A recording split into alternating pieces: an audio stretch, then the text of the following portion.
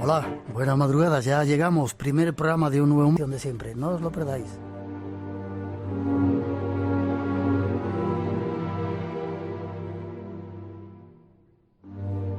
Esta noche hemos querido hacer una nueva incursión en lo que se ha dado en llamar el más allá.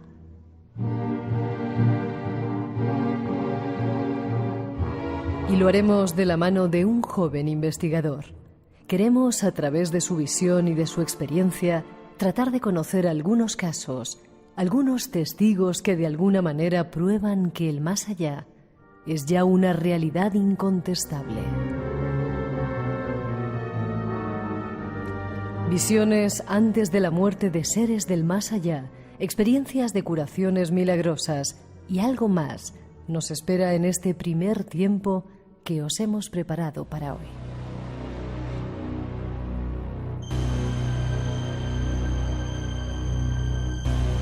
Para el segundo llegan los dioses.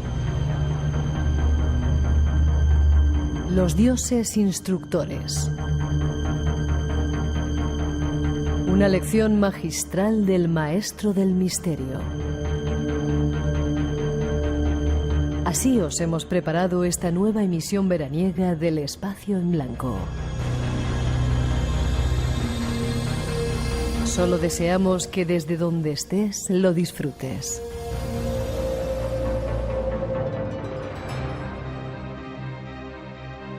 Esas son las intenciones de hoy, como digo, un programa para no perderos. Último programa de vacaciones, a partir de la próxima estaremos en directo ya, disfrutando a vuestro lado de temas únicos, nuevos invitados, secciones y muchas más ideas para seguir viaje por este mundo de los enigmas, y ahí os esperamos. Y tras esa información, solo nos queda saludar a nuestro primer invitado, Jesús Ortega. Buenas noches. ¿Qué tal? Muy buenas noches. ¿Cómo estás? Pues entre nervioso y casi viviendo un sueño, ¿no? ¿Sí? Un oyente de Espacio en Blanco. Yo he de reconocer que evidentemente por edad y por generación pues soy oyente, digamos, de esta última etapa, pero evidentemente pues conocía el Espacio en Blanco, te conocía a ti, te respetaba y te admiraba y te respeto y te admiro. Gracias. Y como digo, pues estar aquí evidentemente es mucha responsabilidad, pero a la vez se disfruta muchísimo. Eres como, bueno, toda esa gente que ha pasado por el Espacio en Blanco, gente que se va descubriendo y que pasa por aquí. Para mí es un honor que estés, periodista, redactor de las revistas Año Cero y Enigmas y director de un programa que se llama El Dragón Invisible. Efectivamente, así es. De estos temas también. También, como no, al final la cabra tira al monte y en cierto modo, pues también, ¿no? Ese programa que dirijo y presento en Radio Castilla-La Mancha, pues tiene también la esencia, ¿no?, de Espacio en Blanco, porque al final es de donde hemos bebido, como digo. Como me alegro. Tendremos que escucharlo. Y dime una cosa, ¿por qué te metiste tú en estos temas? Pues yo he de reconocer que a diferencia de otros compañeros, de otros periodistas e investigadores, en lugar de ser testigo, ojalá, de alguna experiencia de este tipo, ¿no?, que te hace buscar respuestas, yo fue pues a través de diferentes lecturas, a través de la radio, como digo, pues programas de este tipo, las etapas anteriores de Espacio en Blanco, que gracias a Internet pues se podía acceder a ellas y disfrutábamos muchísimos, pero como digo, sobre todo yo creo que por pura curiosidad, no por ninguna experiencia personal. ¿Nunca te ha pasado nada raro? Bueno, se puede contar, se puede decir, en una alerta OVNI que organizaba además el compañero del programa David Cuevas. Yo recuerdo que vimos una serie de luces que, tal y como describen muchos testigos en ocasiones, pues aparecen, desaparecen, se fundían en una, volvían a dividirse. Creíamos que eran los coches, pero los coches iban bastante más bajo que esas luces. Creíamos que eran aviones o satélites, aunque por las maniobras que hacían era difícil. Además lo comprobamos con diferentes aplicaciones y en ese momento, según la aplicación, nada parecía estar pasando por ese espacio en el que nosotros estábamos viendo las luces. Y lo cierto es que nunca seguimos indagando si eso tenía o no una explicación racional, pero lo que vimos, además ese documento sonoro está registrado y se puede encontrar, quiero recordar. David lo ha puesto en algunas ocasiones. Y ya digo que lo que vimos desde luego era bastante extraño. ¿Y hay algún tema de estos temas, para la redundancia, algún asunto que te interese más de estos temas, que te llame más la atención? Pues mira, después de la vida, muertos, yo qué sé. Uno de ellos es precisamente el que vamos a abordar esta noche, todo lo que tiene que ver con las experiencias al final de la vida. Yo sí que es cierto que la ufología, por ejemplo, nunca ha sido mi fuerte y siempre me he decantado más precisamente por las apariciones fantasmales, por todo aquello que toca con la parapsicología, y me interesa mucho porque creo y considero importante para intentar abordar estos fenómenos todo lo que tiene que ver con la psicología del testigo, la antropología de las creencias, y fíjate porque es muy curioso y yo poco a poco voy dándome cuenta de la influencia de la magia tal y como la conocemos, todo lo que tiene que ver con la historia de la magia y de las creencias y cómo eso ha condicionado un poco lo que en ocasiones percibimos. Así que todos esos temas, digamos, son los que más me llaman la atención y los que más me interesan. Y Jesús, cuando estudiaste periodismo, ¿ya tenías claro que querías dedicarte al mundo del misterio? No Completamente. Política, no deportes, no. Además, mira, te lo resumo muy rápido. Que yo estudié periodismo es consecuencia directa de que me interesaran estos temas. Es decir, yo tomo la decisión de estudiar periodismo como una manera de canalizar esto que tanto nos gusta y de contarlo y divulgarlo. Y yo, bueno, pues uno ya ha pasado por diferentes redacciones, por diferentes sitios, me he dedicado en diferentes prácticas y becas a la información generalista y yo tengo muy claro, espero que sea así, yo tengo muy claro que si no es en el misterio no haría periodismo. La política, la economía, bueno, el periodismo social algo más, pero lo que me gusta contar, lo que me gusta tratar y de lo que me gusta informar es el misterio. Si no es en el misterio, a día de hoy, quién sabe, no creo que estuviera en el periodismo. ¿Cómo me alegro? Ese es nuestro invitado. Con él vamos a ir a buscar algunas respuestas de fenómenos extraños que ocurren antes de la muerte. No son SMS, ya veréis. Tras esa introducción, comenzamos.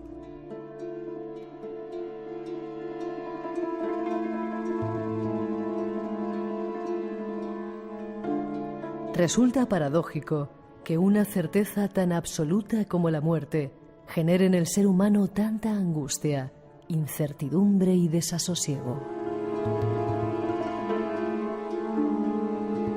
Probablemente se trata de uno de los hechos que más mitos y leyendas ha generado desde el origen de los tiempos. Así nos encontramos con multitud de mensajeros de la muerte, humanos, animales o personajes legendarios que servían como presagio de la parca. Cuando estos aparecían, la muerte rondaba cerca.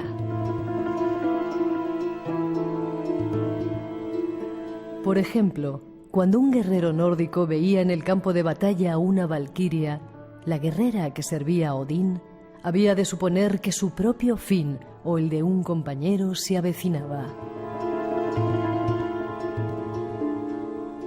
Algo parecido a lo que representaban los lobos o los búhos en el Imperio Romano.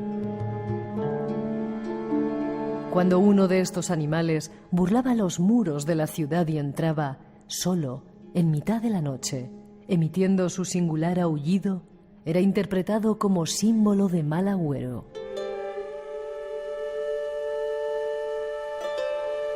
Pero si ha habido un animal sinónimo de muerte, ha sido el cuervo, presente en tantas culturas como mensajero de la igualadora.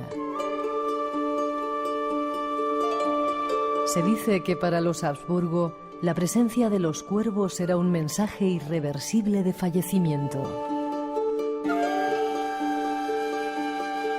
Mensajeros de la muerte.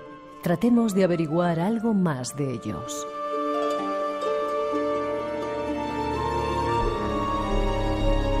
Espacio en Blanco, en Radio Nacional, con Miguel Blanco. Y esta noche con Jesús Ortega, nuestro compañero, para hablar de algunos mensajeros del más allá. No es nueva la historia, ¿verdad? Pues no, como bien podíamos, ¿no?, escuchar en la introducción, la historia no es nueva. A lo largo y ancho del mundo, en todas las culturas, nos encontramos la muerte, pues siempre con esa representación a través de mitos y leyendas. Y como escuchábamos, encontramos personajes de todo tipo, desde personajes legendarios y míticos, como la valquiria que aparecía en la introducción, esa guerrera nórdica al servicio de Odín, que cuando los guerreros la veían, pues bien intuían que la muerte estaba cerca, o la propia o la de algún compañero. Pero sobre todo, por ejemplo, vemos cómo estos mensajeros de muerte se han identificado en muchísimas culturas a través de los animales. Escuchábamos algunos.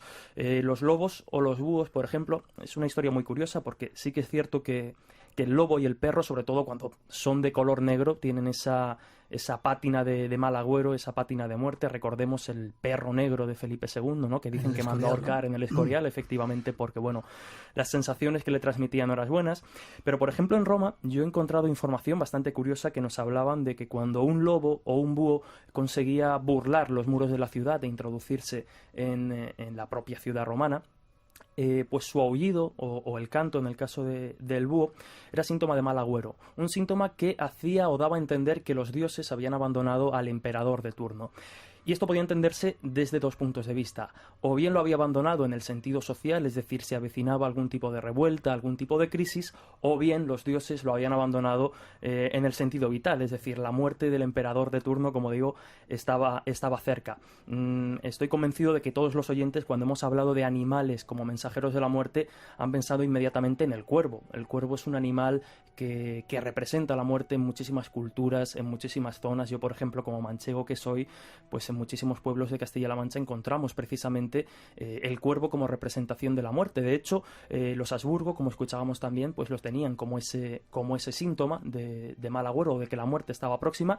E incluso, fíjate, algunos historiadores del arte, expertos en arte, han interpretado que en los cuadros de Van Gogh, donde el cuervo aparece, podríamos decir recurrentemente, podría ser una especie de grito del artista, en este caso de Van Gogh, como llamando o haciendo hincapié en que el cuervo efectivamente es representación de la muerte.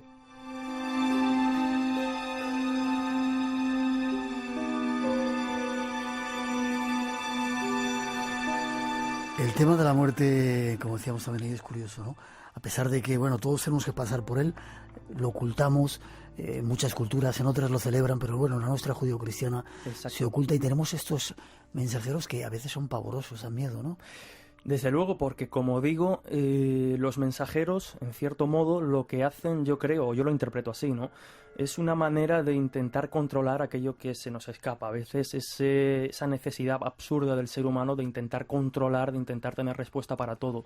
Entonces, el achacar a determinados personajes legendarios o animales, el que sean mensajeros de muerte, en cierto modo lo que nos viene a decir es que en el momento en que veamos alguno de estos seres, ya sabemos que la muerte está próxima. Por ejemplo, hemos hablado de la zona de Castilla-La Mancha con el cuervo, que también está, no solo en España. Pero siempre que lo ves, se ve muchas veces. Claro, no, efectivamente, y no solo en Castilla-La Mancha, ¿no? En el resto de España y en el resto del mundo, sobre todo en Occidente. Pero, por ejemplo, tenemos la Santa Compaña en Galicia, ¿no? Que esta procesión de encapuchados, ensotanados, que cuando aparecen, si no estás protegido por ese círculo que dicen que hay que hacer en el suelo, pues ya sabes que el próximo en pasar a formar parte de ella, de la Santa Compañía, eres tú, eres el propio testigo.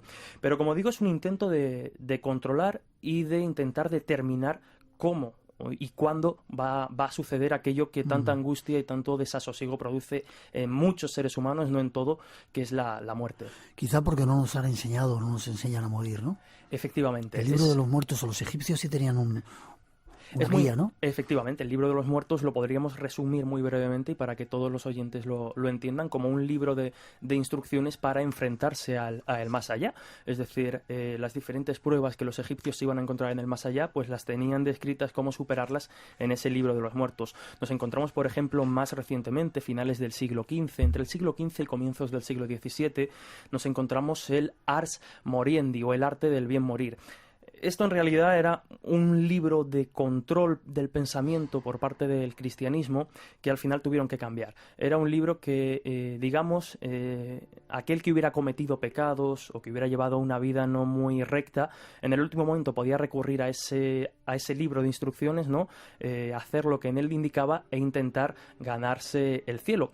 Como la Iglesia vio que evidentemente con esto no conseguían nada, porque lo que lograban era, claro, que pecaran mucho antes, ¿no? Y luego se arrepentían. Lo que hicieron fue cambiarlo y hacerlo una especie de libros de instrucciones para morir bien. Entonces ya no te dejaban redimirte al final, sino que tenías que seguir durante toda tu vida lo que en el libro te decía para ganar el cielo. Y ahí vemos, por ejemplo, representaciones de la imagen tan común que vemos en películas, ¿no? De un demonio al lado en un hombro y el angelito en el otro, luchando por la conciencia del protagonista. Pues ahí los vemos luchando por el alma del moribundo. Y como digo, todo esto también nos hace pensar, por ejemplo, en los presagios de muerte, porque al final, cuando hablamos de mensajeros de muerte, estamos hablando también de presagios de muerte, es decir, algo malo va a pasar. Y yo, por ejemplo, en ese sentido, me he encontrado con un par de casos bastante curiosos, con protagonista directo, además, hace poco.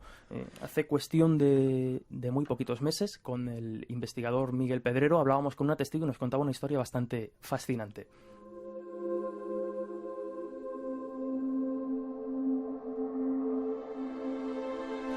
Con nuestro compañero Miguel Pedrero hablamos en algunas ocasiones de algunas visitas que teníamos o que se tenían en las noches, y había unos ensotanados, unos tipos de negro que daban un miedo y que yo pensaba que simplemente era una leyenda, y sin embargo tuvimos cientos de personas en toda España que decían que los habían visto. Incluso yo llegué a ver una vez uno, y a mí, que no suelo pasar mucho miedo, se me pusieron...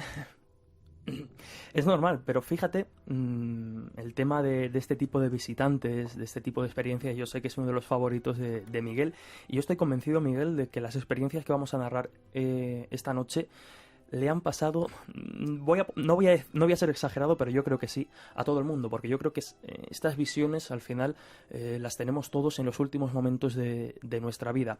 Pero antes de hablar de esas experiencias al final de la vida y contar algunos casos, sí. El tema de los presagios es bastante curioso. Precisamente, como digo, junto a Miguel Pedrero acudíamos a entrevistar a una testigo que nos contaba una historia bastante contraria a la de los seres ensotanados de negro.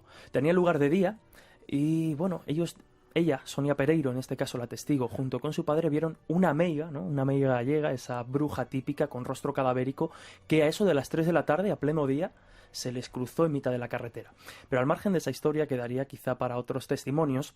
A mí la alarma me saltó al final de la entrevista, cuando ya, bueno, la charla se hizo más distendida y empezamos a hablar de otra serie de historias. Y Sonia nos contaba 2 historias que, como digo, a mí me pusieron en alerta. Una de ellas, fíjate, tiene que ver con su abuela, en este caso su abuela materna.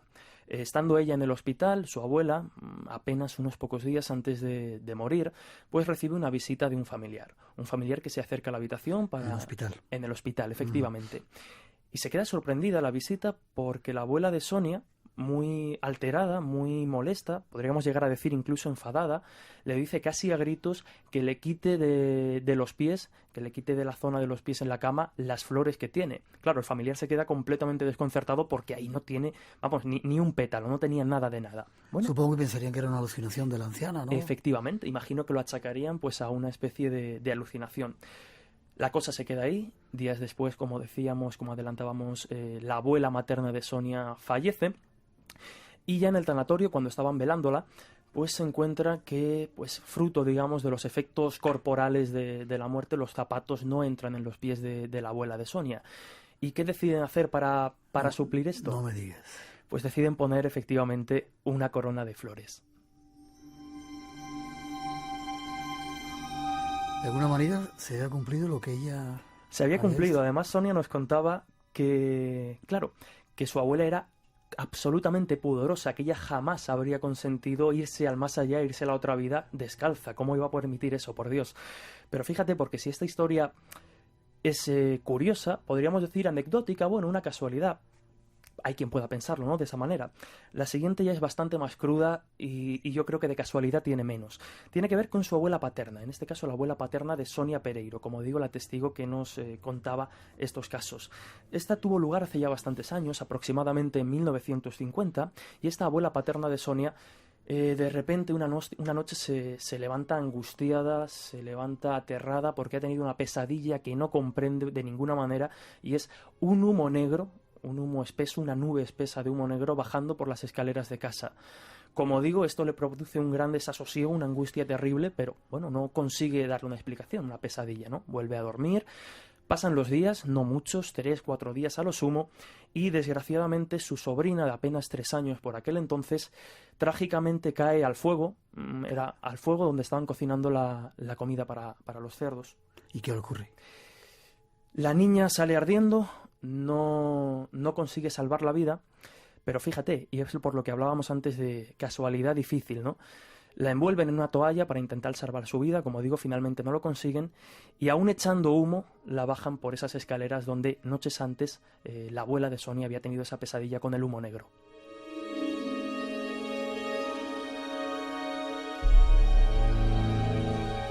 Tremendo, ¿no? Para que esto sean aparentes casualidades, ¿no? Desde luego. Como digo, en el caso de las flores, bueno, pero en este la cosa ya se complica. Este es nuestro invitado, mira, se me pone la carne de gallina. Vamos a seguir, queremos contaros algunas experiencias. En Radio Nacional estamos, Radio 1, Radio 5 y luego en todo el mundo a través del podcast y de la radio online, con los saludos para todos los que estáis ahí en estos programas de verano. Y como invitado tenemos esta noche a Jesús Ortega. Yo un poco mal de la garganta de estos fríos que hay, a pesar del calor que hace. ¿Tiene algo que ver esto con las experiencias de ECM, eso que ya conocemos, o no tiene nada que ver? Esto podríamos categorizarlo dentro de las experiencias al final de la vida. A mi modo de ver, no tiene mucho que ver, aunque se puede relacionar, ¿no?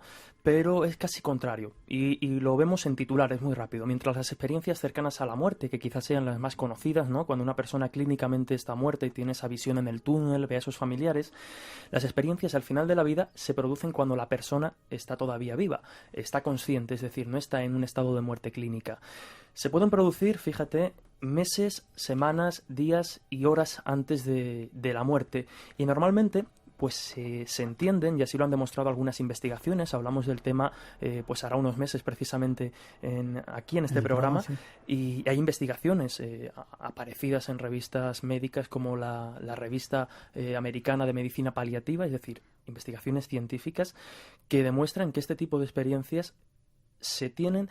No hablan de que demuestre la existencia o no del más allá, pero sí que cuando estas visiones se ven, normalmente la muerte está cerca. Entonces, como digo, la diferencia fundamental con la ECM es que este tipo de experiencias se producen cuando la persona aún está viva y consciente. Y dicen los médicos y los enfermeros que con las cualidades mentales perfectamente válidas. Eso te iba a decir, muchos médicos, algunas enfermeras que han venido al programa nos han contado experiencias, hablaban de que se dan cuenta que alguien se va a ir, porque de repente entran a la habitación y ven a esa persona hablando con alguien que no está en la habitación. Son como los familiares que llegan a decirte es hora de marcharse, hacerte el camino más fácil. Exacto. Además, incluso dicen muchos médicos, muchas enfermeras, muchos testigos, ¿no?, que en estos momentos, durante estas visiones, parece como el paciente como si recobrara cierta lucidez, es decir, teniendo un discurso... La mejoría antes de la muerte. Exacto, ¿no? Teniendo un discurso perfectamente lógico, lo único que hablando con alguien que aparentemente el resto de personas que acompañan, en este caso al moribundo en la sala, pues no están viendo. Pero desde luego, además, tenemos algún caso que ahora abordaremos. Lo único que para la mente racional, que no es capaz de comprender esta experiencia, que como digo, para los investigadores, y en este caso para mí, no demuestra que haya o que exista un más allá o no, pero sí demuestra que este tipo de experiencias existen. Lo único que se sale un poco del discurso lógico serían estas experiencias, estos relatos de encuentros con familiares, con amigos fallecidos, en algunas ocasiones con seres espirituales, podríamos decir. ¿Dan miedo? Todo lo contrario. Sí que es cierto que en algunos estudios ha habido un porcentaje mínimo, creo recordar, por ejemplo, en el que mencionaba de marzo de 2014 de la revista americana de medicina paliativa, había un 20% de las experiencias recogidas que sí que se catalogaban como experiencias negativas y que si no producían miedo, sí producían angustia, pero por norma general se trata de experiencias muy vividas, muy realistas, muy emotivas y que sobre todo transmiten paz.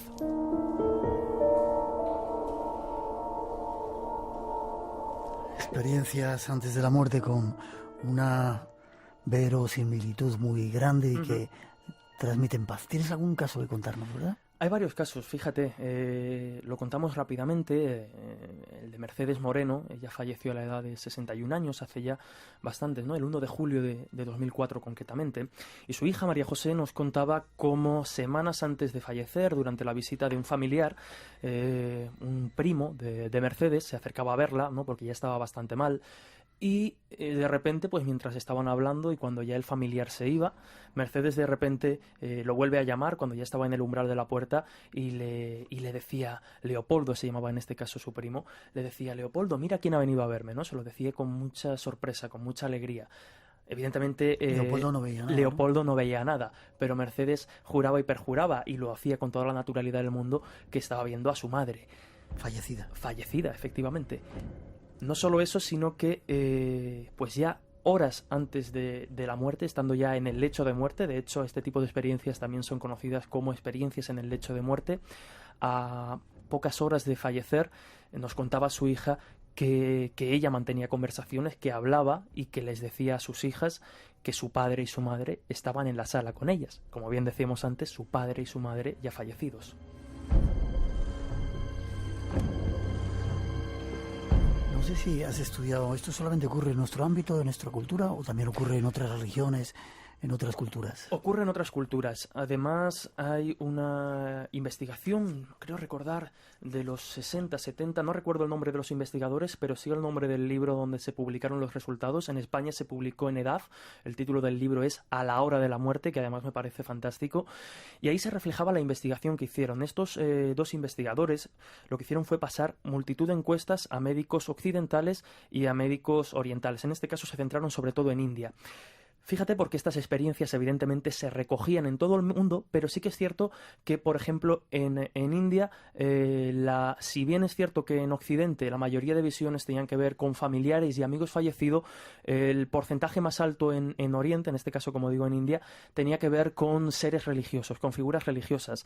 Recuerdo que una vez, comentando el tema con el investigador Manuel Berrocal, me llegaba a comentar que sí que es cierto que como el índice también de orfandad es mayor en India, pues se sustituía, ¿no? Aquí también vemos las diferencias culturales de este tipo de experiencias, se sustituían las figuras familiares del padre y la madre por figuras espirituales. Pero, como digo, sí que pasa en todo el mundo y vemos estas diferencias culturales. Pero en el fondo y al final en lo que los investigadores se centran es que al margen de esto, estas experiencias se producen.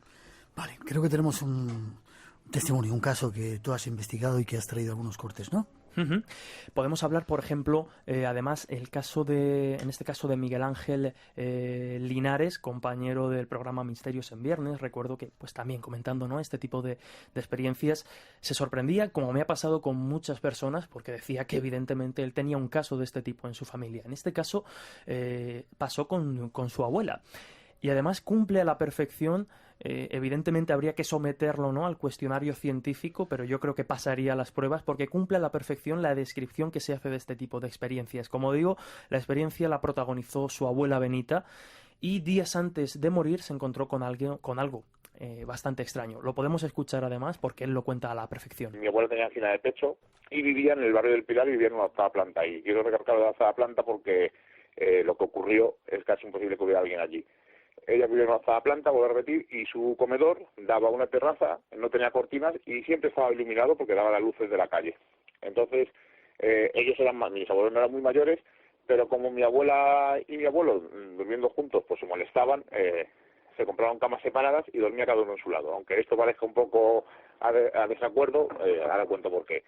Una noche, pues cuando mi abuela empezó a tener angina de pecho, ella se asfixiaba y normalmente para dormir, cuando se tumbaba, pues se asfixiaba y se iba al comedor, se sentaba en el sofá y decía que sentada pues se asfixiaba menos y a veces cogía el sueño y se dormía. Pues una de esas noches que le dio una cosa de una semana antes de morir ella, le dio el ataque de angina de pecho y se levantó al comedor a dormir. Dice que entrando en el comedor vio a alguien sentado en un sofá. No le vio la cara porque la luz entraba desde la terraza, pero vio que había alguien, vio una silueta. Entonces, cuando ella entró en el comedor y se quedó viéndola, la figura se giró y le dijo, Benita, mi abuela se llamaba Benita, le dijo, Benita, no te asustes, te vienes con nosotros. Ella no la vio la cara bien, pero por la voz reconoció que era su suegra, que había fallecido hacía unos 40 años así. Ella se asustó muchísimo porque le daba mucho miedo esos temas y cuando hablan de fantasmas y de cosas de esas con ella era imposible porque se acojonaba y se fue corriendo a la habitación a donde dormían con mi abuelo y se metió en la misma cama que dormía mi abuelo. Y mi abuelo dijo, oye, ¿qué te pasa, Benita? Y dice, nada, que tengo una pesadilla y me meto aquí contigo, que tengo un poco de miedo y tengo frío. Ya te digo que ellos dormían en camas separadas. A los 2 o 3 días la ingresaron y a los 3 días así falleció. La leyenda continúa. Espacio en Blanco, con Miguel Blanco, en Radio Nacional. Benita, te vienes con nosotros. Wow. Además, a mí me resulta muy curioso porque, como digo, además de cumplir a la perfección, digamos, los ítems de este tipo de experiencias, en este caso no reconoce a esa figura por el rostro, sino que lo reconoce por la voz. Además es muy curioso por la voz. Y fíjate que dice, te vienes con nosotros, es decir, no estás sola, en el más allá hay mucha gente. Exacto. Y es curioso, yo le preguntaba a Miguel Ángel, porque evidentemente uno... Y a veces también este componente absurdo, por decirlo de alguna manera. Podríamos pensar en que, como en los casos anteriores, fuera su madre o su padre, ¿no? Es su suegra, que no tenía una relación especialmente buena ni mala, una relación familiar. Pero es ella la que ella reconoce esa voz y la que en teoría va a buscarla, a avisarla. Curioso. Hay más casos que tienes, ¿no? Hay más casos. Este ya se sale quizá un poco en la línea de estas experiencias al final de la vida.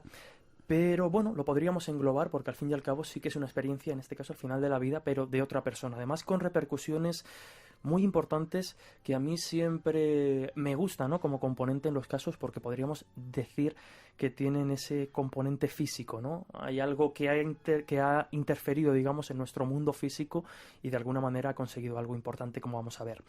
En este caso también lo protagoniza... Nos lo cuenta, mejor dicho, Sheila Gutiérrez, aunque la protagonista, la triste protagonista de esta historia es su hermana pequeña, Nuria Gutiérrez, que falleció aproximadamente con 7 años de una encefalitis vírica. Y esta historia comienza en agosto de 1992. Fíjate, ha pasado ya bastante tiempo. Tuvo lugar en Alicante, en el periodo de vacaciones. La familia se encontraba de vacaciones y, como digo, de repente, pues Nuria, la hermana pequeña de Sheila, es pues víctima de esta encefalitis, entra en coma, se pasa así aproximadamente 2-3 días y bueno, a partir de ahí se produce una serie de experiencias curiosas. Marisol era la madre de Sheila y de Nuria. Cuando la chica se encontraba en la UBI, pues le hace la visita de rigor en el horario permitido. Creo recordar que nos contaba que eran las 12:30, y se encuentra en el cabecero de la cama, a ambos lados de la cama, a la derecha y a izquierda, se encuentra 2 figuras blanquecinas que ella no acaba de distinguir muy bien, pero que interpreta como un hombre y una mujer. Lo que pasa a partir de ahí, como digo, es bastante sorprendente y lo podemos escuchar en palabras de Sheila. Vamos a escucharlo. Y un día, estando en la UBI, solo dejan entrar, como todos sabemos, a ciertas horas a hacer la visita. Y ella entró en la habitación y de repente en el cabecero de la cama vio como lo que ella luego nos contó que intuyó 2 siluetas, a lo que ella interpretó como si fuera un hombre y una mujer de color blanco totalmente, que estaban allí a la cama de mi hermana.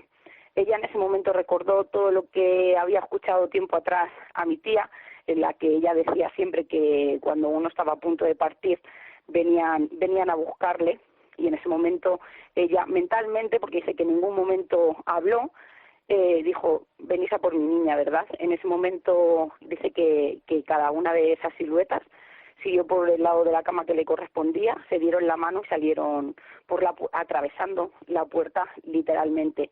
Ella siguió a esas siluetas, abrió la puerta y vio que allí no había nadie. De poner los pelos de punta, pero a lo mejor eran ángeles que estaban cuidando a la niña, ¿no? Fíjate, porque después veremos la hipótesis que a lo largo de todos estos años Sheila, después de reflexionar mucho sobre ese triste suceso, la muerte de su hermana pequeña, pues ha elaborado una hipótesis propia que puede ir por esta, ¿no?, que apuntas. Es curioso porque además nos encontramos el factor que sucede en este tipo de casos muchas veces. Marisol, como digo, la madre de Sheila y de Nuria, era absolutamente escéptica con este tipo de experiencias. Por el contrario, su tía, la hermana de Marisol, sí que, bueno, decía ser sensitiva, decía ver este tipo de experiencias, pero Marisol siempre se reía de ella, no le hacía caso. Sin embargo, y como escuchábamos en el audio, ella en un momento determinado, cuando ve estas figuras, ya intuye que quizá la muerte de la niña esté próxima. Se van a casa, el horario de visita termina, se van a casa a descansar, evidentemente, otra cosa no pueden hacer en el hospital, y es ahí donde sucede algo realmente inquietante y a la vez sorprendente. Lo dice Sheila, ¿no? En esos momentos tan duros en los que una hija tan pequeña pues está a punto de morir, son muchas las cosas que se te pasan por la cabeza, incluso a veces, ¿no?, de manera un tanto egoísta, la de quitarte la propia vida al no poder hacer frente a una situación tan dura y que ha venido de repente. Y es en ese momento en el que la idea del suicidio está pasando por la mente de Marisol, en el que decide prepararse una tila, y en esos momentos tiene una sensación a su espalda. Se da la vuelta y lo que tiene, bueno, mejor dicho, o mejor escucharlo, lo que tiene a su espalda no lo puede contar Sheila. Vale. Ella estaba totalmente desesperada. La única salida que ella estaba viendo en ese momento era quitarse del medio egoístamente, pero creo que es normal por quitarse parte uno del sufrimiento de aquellos días en los que estaba pasando algo que no entendíamos.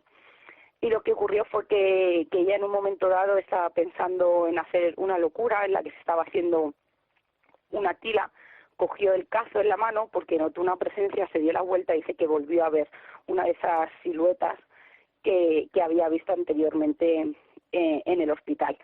Acto seguido, ella estaba pensando en cosas que no hubiera debido en aquel momento, pero dice que su primera intención fue salir a la terraza, y a la que puso un pie para tirarse por la ventana, que estábamos en un cuarto o en un quinto, no recuerdo exactamente.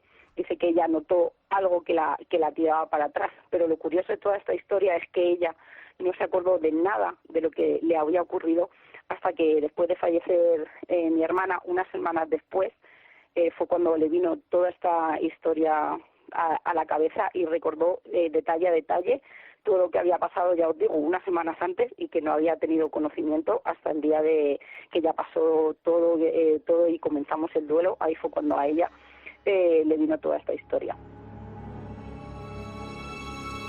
Como si alguien la salvara en el último momento. Es sorprendente, ¿no? Yo además intento imaginarme la escena casi con un pie ya en el vacío, ¿no? Dispuesta a hacer una locura, por decirlo de alguna manera, y esa figura, ese ente que tira hacia atrás. Hay algo que no se mencionaba en el corte y que no deja de ser importante. Recordemos que ella estaba preparándose una tila con el cazo en la mano. Era un cazo antiguo que no tenía la protección de plástico en el mango.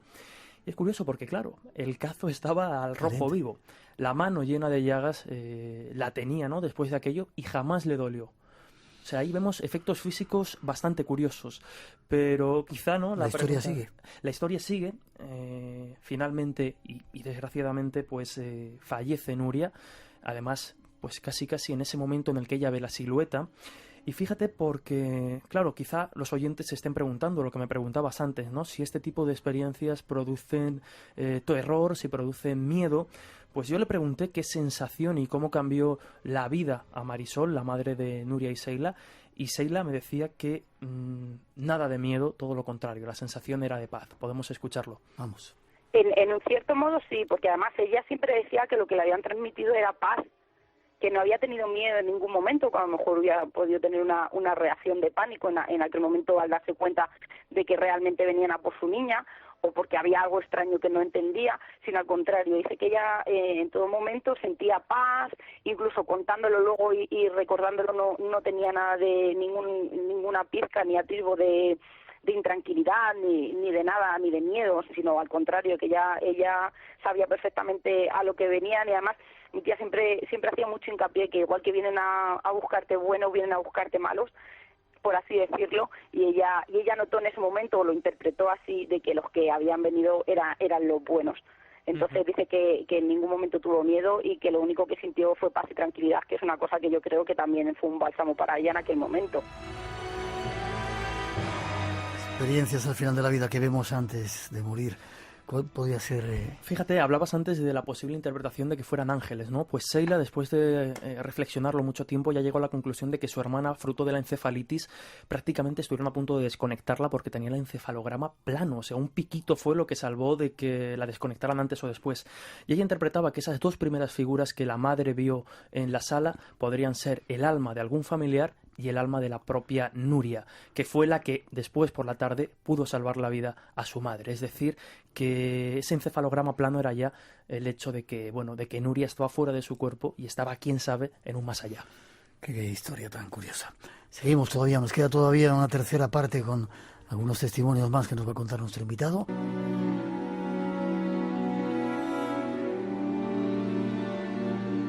Testimonios comprobados de que hay ayuda desde el más allá. Contábamos aquí un pueblo de Albacete en 2010. Parece que el abuelo era el que estaba ayudando a esa niña en Efectivamente, fíjate, como suele pasar con todo este tipo de historias, todo comienza pues a raíz de la muerte de un familiar, ¿no? Aunque sí que es cierto, y lo comento muy rápido, que antes de la muerte de este abuelo, por así decirlo, ya pasaban cosas extrañas. Incluso podríamos hilar con el inicio del programa, porque aquí también hay una especie de presagio de muerte. La semana antes de fallecer, en este caso lo llamaremos Miguel, los testigos han decidido mantener el anonimato. Hay una serie de experiencias bastante curiosas. Por ejemplo, Miguel, que no le gustaba ir a la playa, propone ir a toda la familia a la playa. Miguel, que era muy crítico con la comida, recuerdo que nos contaba la testigo cómo hicieron una paella en familia que estaba asquerosa y sin embargo Miguel, que solía ser el más crítico, se la comió y felicitó al chef, en este caso su hijo. Y más curioso, horas antes de la muerte, una muerte repentina, un aneurisma, es decir, no es una muerte fruto de un cáncer que sea previsible, por poner un ejemplo, ¿no?, sino que es repentina, Miguel comienza a liar cigarros de manera inusitada, ambos eran fumadores, y en este caso Elena le dice que ¿por qué está liando tantos cigarrillos? Y él le responde porque los vas a necesitar. En ese momento Elena decide ir a echar la siesta, Miguel le dice que por favor no se vaya, que se quede con ella, ella evidentemente sin presagiar lo que va a pasar horas después, decide ir a echar la siesta y como digo, horas después pues le llega este ataque y Miguel finalmente fallece. Y es a partir de ahí cuando empiezan a sucederse diferentes fenómenos. Y fíjate, porque los primeros testigos no es la familia directa, no son los familiares directos de Miguel y Elena, sino que son los vecinos del piso de abajo que el día del duelo, el día en el que ya estaban en el tanatorio, comienzan a escuchar lo que ellos describen como una serie de martillazos. Una serie de martillazos por toda la casa. No lo achacan a nada extraño, pero claro, cuando toda la familia del piso de arriba, la familia de Elena, llega del tanatorio y descubren que en el piso de arriba no había nadie, pues desde luego se inquietan un poco. Además hay que tener en cuenta que Miguel antes de fallecer era un hombre muy manita, siempre estaba haciendo algún tipo de chapuza, algún tipo de arreglo en casa, entonces relacionan esos martillazos con, quién sabe, la posible presencia de Miguel. Pero no queda ahí la cosa. Días después, cuando todavía están arreglando el papeleo del entierro, se encuentran a la nieta de Miguel y Elena, de apenas año y medio por aquel entonces, en una situación bastante extraña. Si te parece, podemos escuchar cómo nos lo cuenta Elena. Vale. A los 2 días de morirse mi marido, estaban aquí mis hijos, para ayudarme a arreglar los papeles y todo. Mi nieta, que tiene 2 años, 20 meses menos, no había subido jamás ni la escalera, ni la bajó, ni la subió, te lo comenté, que no bajó ni subió. Eso a los 2 días. Estábamos hablando de los papeles, de todo, y no nos dimos cuenta de la criatura. La criatura estaba en la mitad de la escalera sentada jugando y riéndose con alguien. ¿Y tenía 2 años en aquella época o no? Tenía 1 año por ahí, ¿verdad? Porque tenía Alejandro. Ahora tiene 2 años y poco, y claro, y eso hace 20 meses, y ella jamás había subido la escalera ni bajada. Y estaba en la mitad de la escalera, que nos pegamos un susto, pero la niña riéndose como si estuviese con alguien. Qué curioso, ¿no? Muy curioso, porque además nos encontramos elementos, ¿no?, como los niños pequeños tan recurrentes, ¿no?, porque se dice que tienen esa capacidad especial, y es que no queda ahí la cosa, porque si en este caso Andrea era la que estaba riendo y jugando con alguien, Alejandro, el hermano de Andrea, un poquito mayor que ella, de apenas 3 años por aquel entonces, también refería a una extraña presencia, no solo en la casa, sino en la guardería y en el parque. ¿Lo escuchamos? Por ejemplo, sí. Sí, lo del niño que le vi en el parque y en su clase. ¿Y qué años tiene él? 4 años. Ahora tiene 4 años. ¿Y esto le sigue pasando? Cuando le pasaba, ¿qué años tenía? Pues 3 años. Pero vamos a ver, nadie ha dicho suponer. Él siempre, yo le decía, y digo, porque me preguntaba el Abu, digo, ¿no está el Abu? Dice, el Abu está en el cielo, en la luna. Siempre me decía que estaba en la luna. Pero ¿tú crees que un niño pequeño es común que le lleves a un cementerio y te diga... Y le diga yo, porque haces, el agua está durmiendo. Sin verlo mi marido, porque no ha visto a mi marido enterrarlo. Jesús, me estás poniendo... No vamos a tener tiempo para concluir este caso. Yo te invito a la nueva temporada que sigas haciéndolo, pero ¿los niños veían algo? ¿Veían quizá...? Fíjate, porque yo en estos casos intento ser muy racional y siempre se puede pensar en los amigos imaginarios, en el condicionamiento de la abuela, pero esta historia, como bien dices, la podríamos continuar y lo cierto es que nos encontramos elementos bastante curiosos, porque si los niños dicen que tienen esa capacidad especial, por ejemplo, también los animales, y aquí la mascota también jugaba con un ente invisible del mismo modo en que jugaba con Miguel. Son muchos los ruidos que se escuchaban en el piso de arriba y los niños siguen viendo cosas, y en este caso incluso la nieta, Andrea, se podría decir, quizá de un modo pues un poco cogido con pinzas, pero en cierto modo fue así, que incluso esta figura que decían ver llegó, quién sabe si a salvarle la vida. Lo vamos a dejar ahí para otro capítulo, así te vienes más al programa después de... Encantado. En la nueva temporada, ¿te parece? Me parece perfecto, cómo no, un placer. ¿Alguna conclusión? No hay que tener miedo. La gente que viene a darnos... Sí, pues yo creo que, mira, la conclusión además, fíjate, al margen, como decía, de que estas historias que hemos narrado esta noche demuestren que hay o no un más allá, yo me quedo con la conclusión a la que llegaban los propios investigadores, insisto, científicos de este tipo de cuestiones. Hay que seguir investigando, porque, y ellos, esto lo decían los investigadores, no ridiculizar este tipo de experiencias, claro. Y yo creo que Espacio en Blanco no, pues es un abanderado de este tipo de filosofía, no ridiculizar, porque al margen de que sean reales o no, lo que nos hacen es seguir aprendiendo y seguir indagando en cosas que quién sabe si pasa. Por lo tanto, yo creo que no hay que tenerle miedo y sobre todo hay que seguir evidentemente investigando, descubriendo y recogiendo este tipo de historias. Seguiremos. ¿Forma de contacto contigo? Pues a través de Twitter, por ejemplo, @J_Ortega Rubio, o si alguien, porque lo decíamos antes, yo estoy convencido de que este tipo de experiencias las han vivido muchísimos de vuestros oyentes. Si alguien la ha tenido, estaré encantado de seguirle la pista y pueden escribir a comunicacion.ortega@gmail.com. Ha sido un placer. No puedo estar más tiempo contigo, que viene el maestro ahí atrás en la segunda hora y viene pegando fuerte. Te veo a puntito, si Dios quiere. Ojalá. Muchísimas gracias. A ti. Hemos de hacer una pausa obligada para las noticias. Llegan las noticias de las 3, la información de las 3, de las 2 en las Islas Canarias. Pero enseguida regresamos. Hay mucho más esperando esta noche.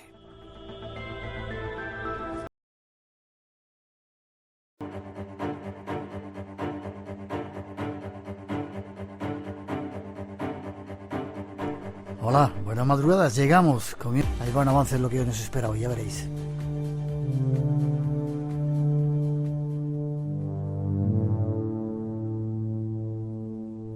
Esta semana seguimos viaje tras los misterios.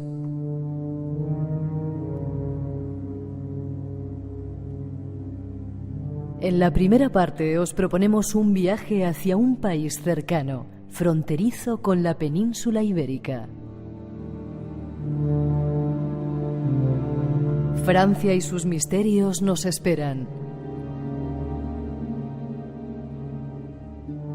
Sus catedrales, sus monumentos megalíticos, sus ciudades llenas de leyendas y enigmas.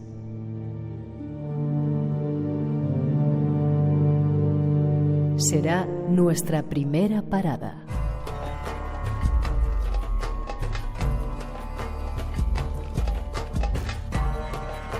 La segunda será a los pies del abuelo del terror. Un monumento que custodia una de las imágenes más representativas del país de los faraones. La Esfinge y sus secretos será nuestro siguiente objetivo y ya veréis, traerá muchas sorpresas.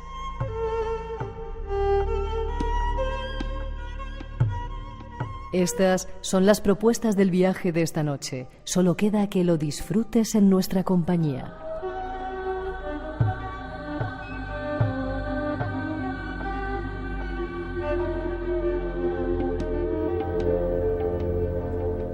Ahí está el recorrido, el itinerario de los viajes de hoy. Viene con muchas sorpresas y descubrimientos. Y para comenzar nos vamos hasta Francia a descubrir lugares y misterios. Va a ser sorprendente, ya veréis.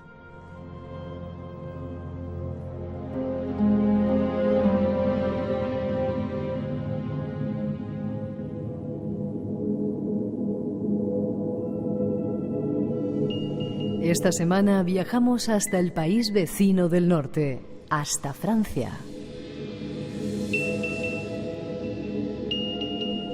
Pocas veces hemos hablado de los misterios que encierra el país, pero son muchos. Esta noche, si nos acompañas, iremos en su búsqueda.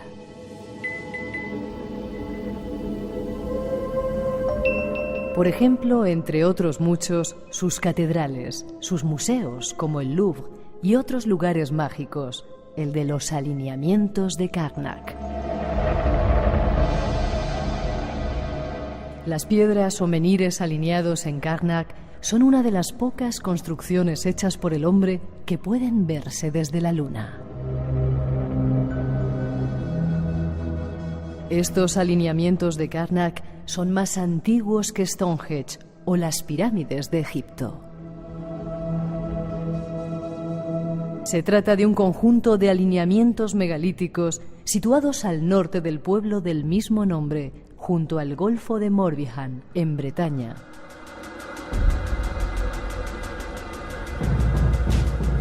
Es el monumento prehistórico más extenso del mundo y fue erigido durante el Neolítico, en algún momento entre los años 5000 y 3000 a.C.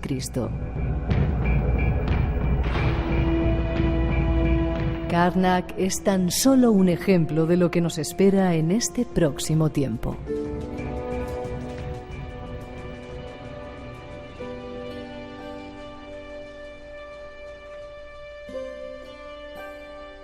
Y seguimos en el mundo del misterio.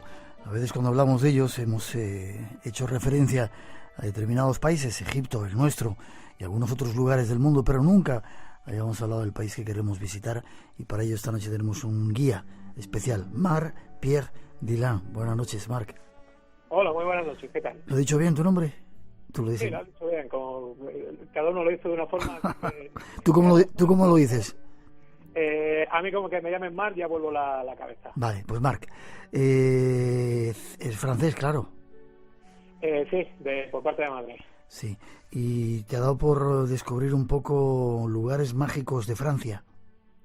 Sí, me ha dado por escribir sobre ellos, que como decías tú, a veces parece que está un poquitín olvidado, ¿no? Nos acordamos solamente de los grandes lugares mágicos de un país que tenemos muy cerquita y olvidamos todo lo demás. Y al final es una nación muy grande, muy extensa y que esconde muchísimos misterios y muchísima magia.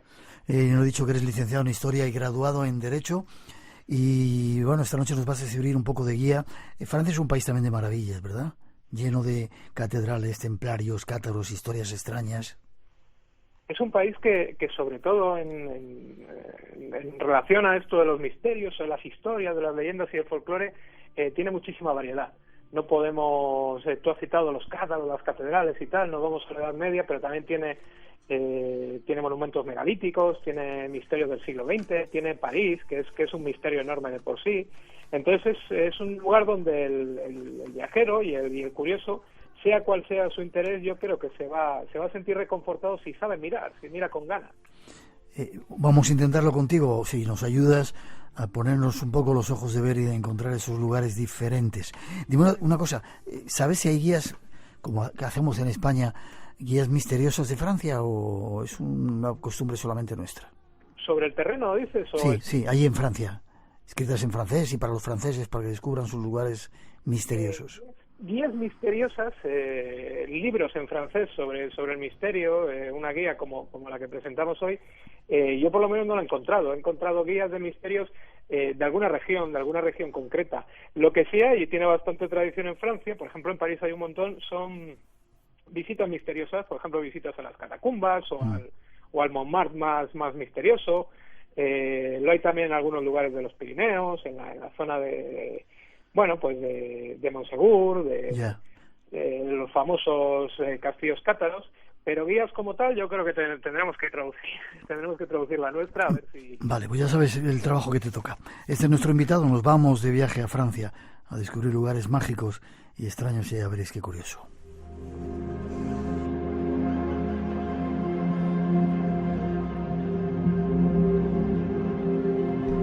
Y quizá para empezar, como tú haces en el libro, empezar por París. ¿Quieres que te cuente una cosa? Cuéntamela. Yo no conozco París, fíjate que conozco montones de ciudades en el mundo y todavía no he estado en París. Eso es un crimen. Imperdonable, un crimen. Es un crimen porque además se puede ir muy fácil desde aquí. Sí, lo sé. Una particularidad y es que se llega muy bien y muy fácilmente desde la península ibérica por tren, que es una forma ideal de entrar en una ciudad porque la vas viendo poco a poco, la vas viendo acercarte y no en avión, que en el fondo aterrizas en una ciudad, es como si te tiraran allí, ¿verdad? Sí, vale, apunto que una de las cosas que tengo que hacer es ir a a París, y si puedo llevarte a ti de guía. Museo del Louvre, ese museo famoso, ¿qué pasa en el Museo del Louvre? ¿Hay fantasmas? ¿Qué pasa? Bueno, hay fantasmas como en todos los edificios de poder. Yo creo que una pinacoteca, un depositorio de tantísimo genio y de tantísimo talento humano, por fuerza tiene que ser un lugar de poder, haya fantasmas o no. Pero luego además es que tenemos un montón de tradiciones detrás. Recordemos que el Louvre fue un palacio de la monarquía francesa, y bueno, ya sabemos que en los palacios reales pues ocurren cosas raras y aparecen de vez en cuando muchachas misteriosas ululando por las noches, etcétera, etcétera. Y algún que otro cadáver también, así como que no quiere la cosa. Sí, en los palacios reales siempre hay cadaverillos así sueltos, en muchas ocasiones son niños. Hay una larga tradición, además vinculada al Louvre con el llamado fantasma Belfegor, que es una idea muy de los felices años 20 en París, muy atractiva por todo lo que encierra. Y luego el Louvre hoy en día es el depositorio, volvemos con la palabra, del principio del Código Da Vinci. Ya quedaba así para los restos y iba a ser recordado de esa forma. ¿Algún fantasma, alguna obra macabra que nos puedas contar para dar un detallito ahí como aperitivo? Bueno, pues más que fantasmas y que obras macabras en el Louvre, lo que sí podemos encontrar es una cosa que a mí me interesa mucho y que de lo que se habla bastante últimamente, pero yo creo que todavía tiene mucha sustancia para sacar, que es el simbolismo en el arte.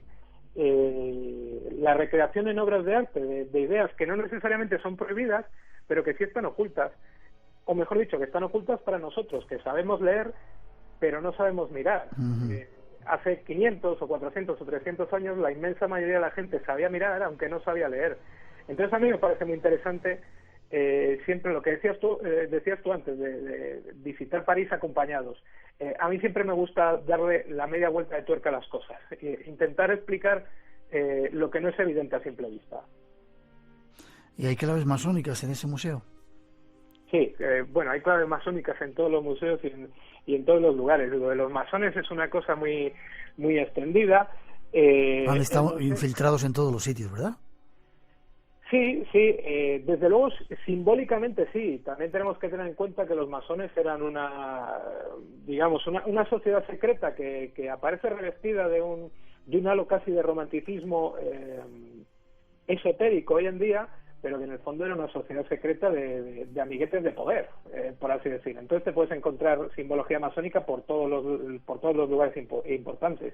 En el Louvre además tenemos la famosa pirámide que hizo construir, o que se construyó siendo presidente, el François Mitterrand, que era conocido y reconocido masón, y que encierra un montón de claves, encierra un montón de leyendas también mal explicadas, y bueno, y que yo creo que además, como se ve desde fuera, es una buena forma de empezar a penetrar en los secretos del Louvre, y en todo ese simbolismo que puede enviarnos a claves ocultas o no, pero que desde luego resulta muy atractivo. Qué curioso, Mar, o qué pena que hayamos perdido esa capacidad de mirar o de ver o de sentir o de comprender, ¿verdad? Y que veamos una pirámide de cristal bonita debe ser, ¿no? Sí, sin más. Bueno, es la propia evolución. Nosotros vemos, por ejemplo, hoy en día unas pinturas románicas, y vemos angelitos y vemos un pantocrátor y tal, y no entendemos realmente el simbolismo. Estamos decodificando otros códigos. Hace 20 años la mayoría de los códigos, mira, vamos a decir algo que a lo mejor a los oyentes les hace gracia y dicen que qué tontería. Hace 20 años nadie sabría decodificar una conversación de WhatsApp de hoy en día. Los códigos van evolucionando. Lo que pasa es que da la impresión que los códigos, a la vez que evolucionan, se están infantilizando, están cayendo casi en lo naif. Pero bueno, es la propia evolución de la sociedad.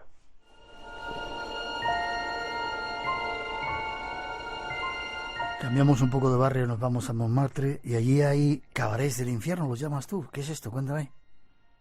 Bueno, cabaret del infierno, el cabaret L'Enfer, que en pocas palabras podemos definirlo como el primer local que yo tenga constancia, por lo menos, de la historia, que era temático, y era lo que su propio nombre indica, era un cabaret que imitaba el infierno. Entonces tú entrabas allí, entrabas por las puertas del infierno, parecía que te estaba comiendo un diablo, los camareros eran diablos, el interior estaba reproduciendo una gruta, las paredes sangraban, las bebidas tenían todas un nombre muy particular. Entonces tú te tomabas un coñac, que era muy habitual, y en realidad te estabas tomando lava fundida del infierno, con agua de la laguna Estigia y tal.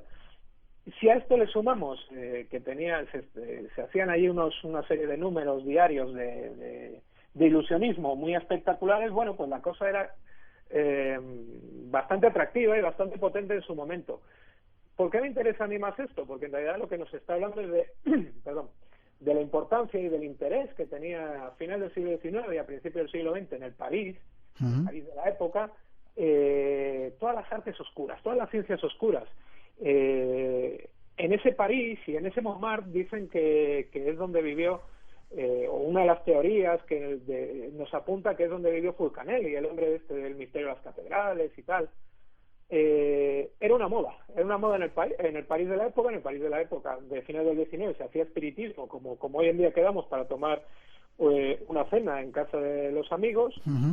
Y entonces todo eso estaba revestido de un halo de esoterismo casi lúdico, que a mí me parece muy interesante.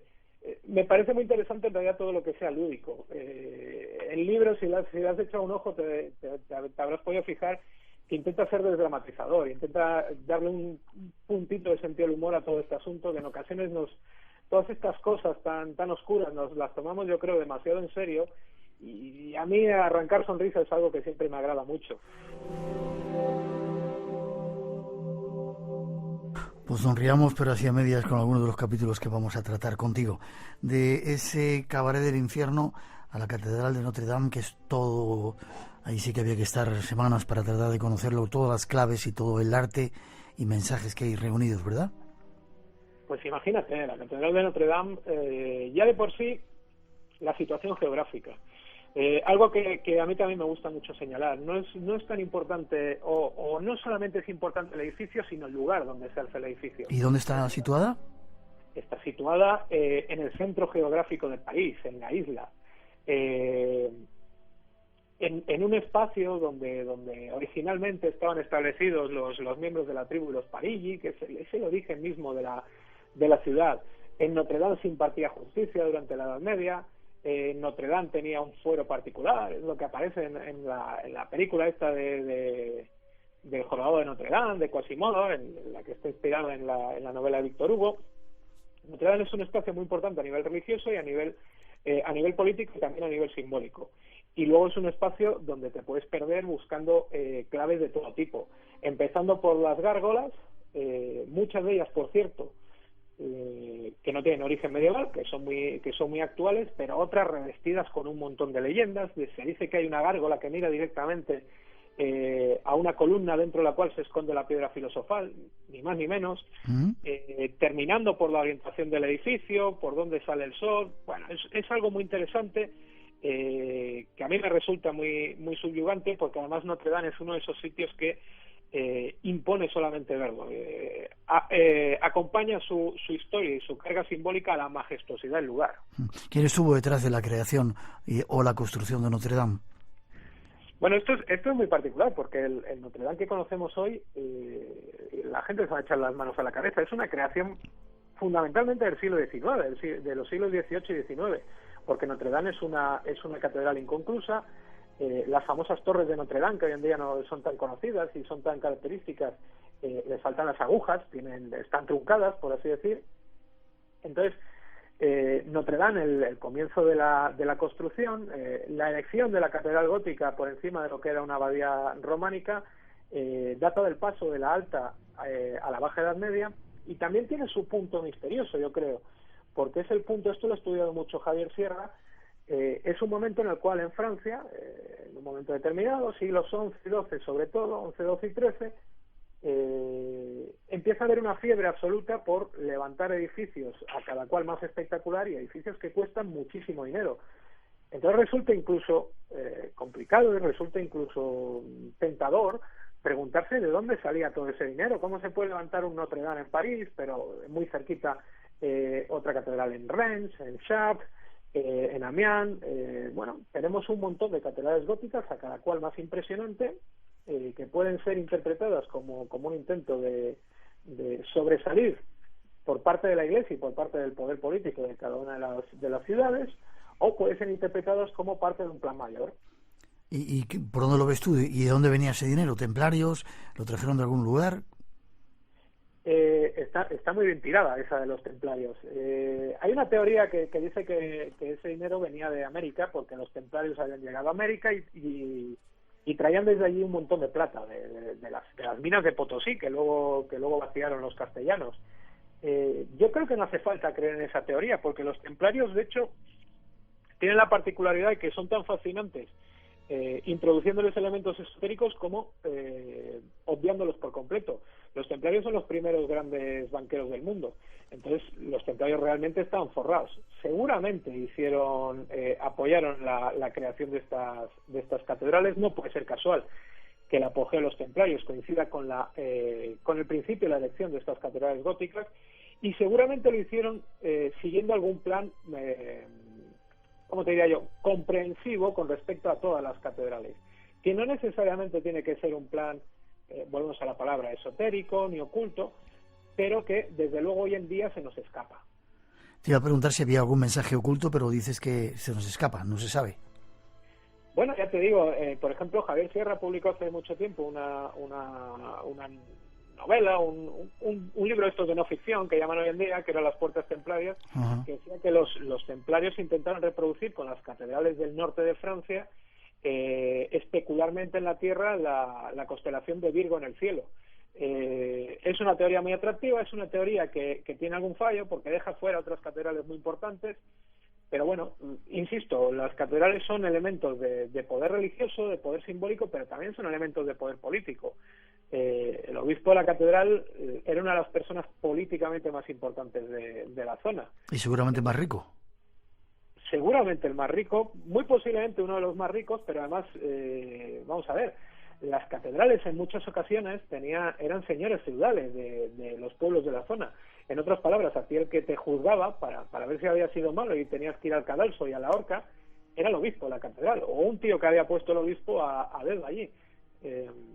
Es esta mezcla de poder político, poder religioso, simbología, cosas del día a día, las más espurias que te puedas imaginar, la que a mí me parece tan interesante. Y ya para salir de París, las catacumbas, el reino de la muerte en el corazón de París. ¿Hay muchas catacumbas? Hay muchos kilómetros de catacumbas en París, se pueden visitar unos pocos. Literalmente París es un queso gruyère, donde hay cientos de miles de huesos y de osamentas de cientos de miles de parisinos muertos a lo largo de la historia. La visita a las catacumbas es una de las más espectaculares de París. No es apta para todos los públicos, porque realmente, en primer lugar, porque es una visita subterránea. En algunos lugares en algunos tramos de la visita, el túnel que se recorre no es especialmente ancho, no es especialmente amplio. Tampoco llega a ser angosto, no agobia de salida, pero bueno, si alguien tiene un poco de claustrofobia no le va a gustar. Y desde luego si alguien tiene una cierta aversión al memento mori y a las calaveras y a todo esto, que no se le ocurre entrar. Es una visita muy interesante y es una visita que sirve, yo creo que para eso, para un memento mori, para recordar la mortalidad, para recordar la enorme cantidad de gente que ha vivido y ha muerto en esa gran ciudad.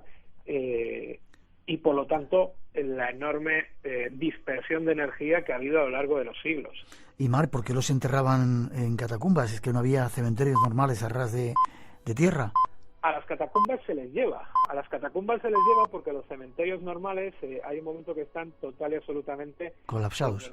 Entonces se aprovecha algo que hicieron unos tíos que eran muy listos, que son los romanos. Los romanos hicieron una serie de catacumbas por el subsuelo de París, fundamentalmente para efectos de alcantarillado, podríamos decir, y se aprovechan esos túneles para vaciar los cementerios de la ciudad que ya están completamente llenos. Tradicionalmente, de todas formas, a los muertos se les enterraba no en los cementerios, sino en el interior de las iglesias.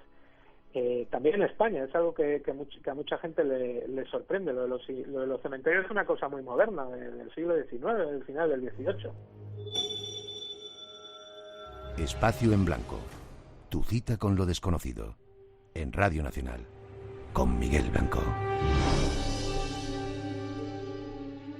Con un montón de invitados especiales hoy ahora, con Marc-Pierre Dillon en esta parte del programa. Salimos de París, nos vamos a Bretaña. Ahí me han contado, tampoco lo conozco, me han contado que hay unas piedras sagradas en Carnac que son tremendas, ¿no?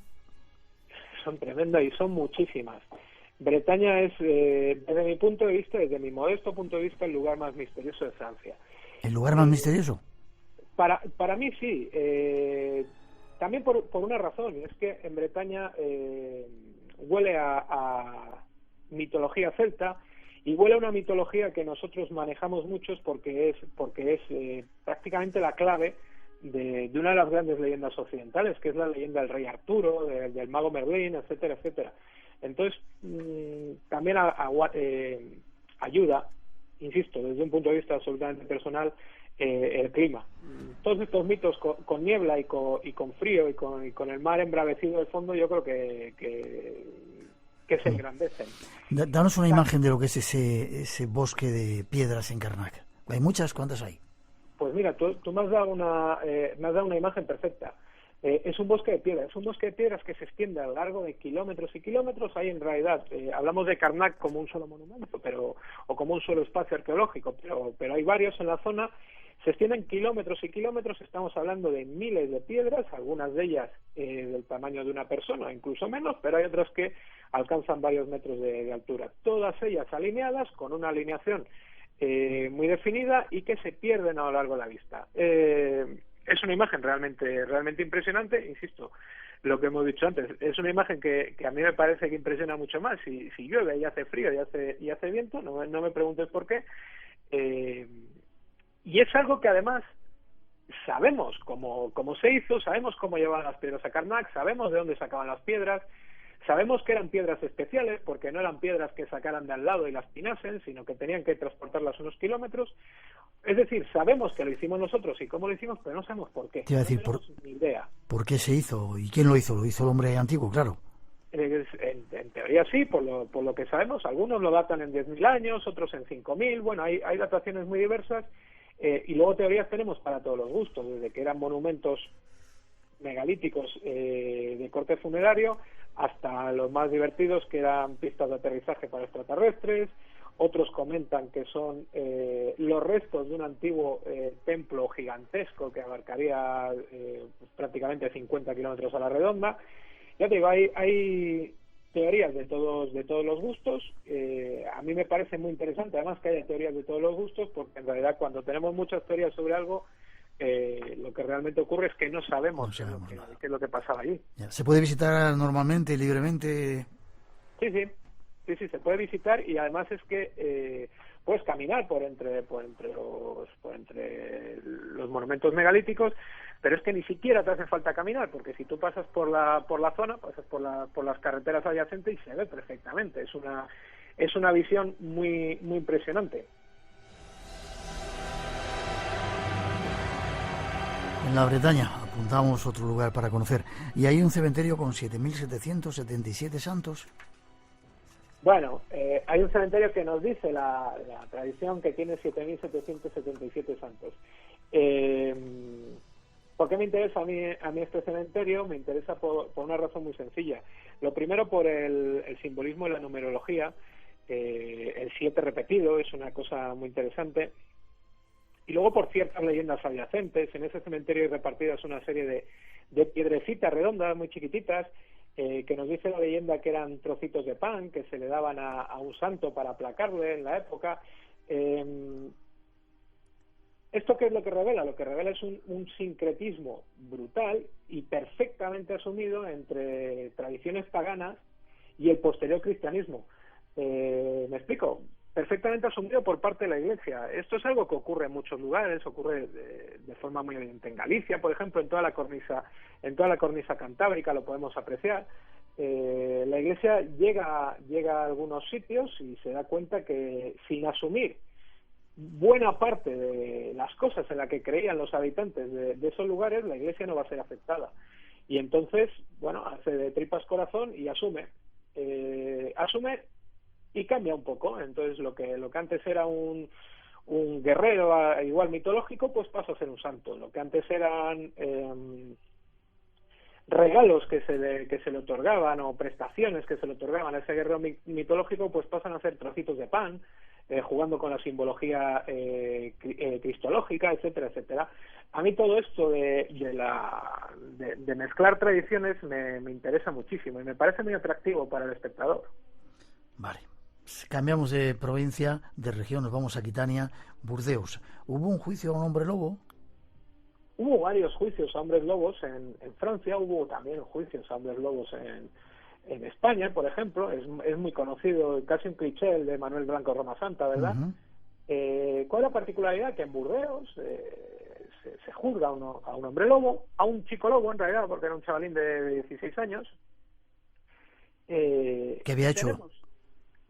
Bueno, había hecho lo que hacen los hombres lobos. Se había comido a una muchacha. Mejor dicho, había asesinado con sus propias fauces a una muchacha de la zona. Este era un pastor y tal. Vamos, parece casi un cuento clásico, un cuento de estos de terror de los hermanos Grimm. La particularidad de este juicio es que no solamente es juzgado por el juez principal de la ciudad de Burdeos, sino que conservamos las actas, porque coincide que este juez de la ciudad de Burdeos hizo un recopilatorio de todos sus casos cuando él se retiró de la judicatura, para hacer lo que hoy diríamos que era un manual de derecho, un manual de derecho práctico, por así decir. Y entre los casos que le había tocado juzgar, bueno, pues estaba este tan bizarro y tan extraño del hombre lobo, que por cierto, si no recuerdo mal, no tengo ahora aquí delante el libro este. Si no recuerdo mal, le absolvieron con la creencia y con la promesa por parte del chavalín de que no iba a volver a delinquir. ¿Y se salvó? Aparentemente sí. Ya te digo que no tengo el original del manual lo tengo por aquí por casa, pero no lo tengo delante, pero tirando de memoria yo creo que sí. Pero Mar, lo que es curioso es que esa creencia que bueno ha popularizado el cine también estaba en Francia, en España, en toda Europa. Al menos se creía en seres con la capacidad de cambiar y convertirse en lobos. Sí, en todo el mundo, diría yo. Seres con la capacidad de convertirse en todo el mundo en grandes depredadores. Fíjate, podemos ser incrédulos y decir que en realidad lo que se estaba escondiendo aquí era una forma de explicar la presencia de algún psicópata en la zona, por ejemplo. Uh-huh. También podemos pensar que realmente existía algo de esto. La vieja tradición de los verses, por ejemplo, vikingos, que decían que se transformaban en lobos en la batalla, tampoco necesariamente tienen que transformarse en lobos como en las películas que les salen garras y tal. A lo mejor con que ellos pensaran que eran lobos basta. No sé si me explico.